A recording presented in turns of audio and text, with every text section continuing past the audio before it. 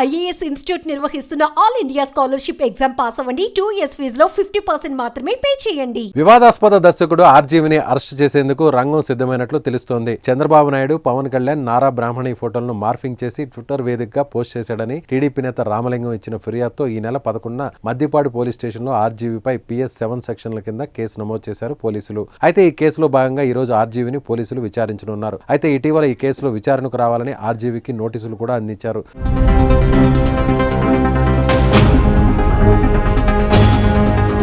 తొలుత ఈ కేసులో కీలక అంశాలపై విచారించేందుకు నవంబర్ 11న రావాలని ఒంగోలు రూరల్ పోలీసులు నోటీసులు ఇచ్చారు. ఈ క్రమంలోనే ఆర్జీవి ఇవాళ విచారణకు డుమ్మా కొట్టారు. ముందస్తు షెడ్యూల్ కారణంగా రాలేనని సీఐకి వాట్సాప్ ద్వారా తన తరపున అడ్వకేట్ ద్వారా తెలియజేశారు. తనకు వారం రోజులు సమయం కావాలని కోరారు.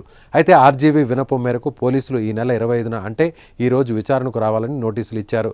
అయితే ఈ రోజు కూడా ఆర్జీవి కొన్ని అత్యవసర కారణాల వల్ల విచారణకు రావడం లేదని అతని తరపున అడ్వకేట్ శ్రీనివాస్ చెబుతున్నారు. విచారణకు మరోసారి ఆర్జీవి సమయం కోరే అవకాశం ఉన్నట్లు తెలుస్తోంది.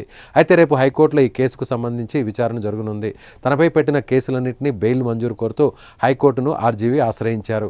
ఇప్పటికే ఒకసారి ఆర్జీవి అభ్యర్థులను హైకోర్టు తోసిపుచ్చింది. పోలీసుల విచారణ విషయంలో జోక్యం కలగజేసుకోమని కోర్టు పేర్కొంది.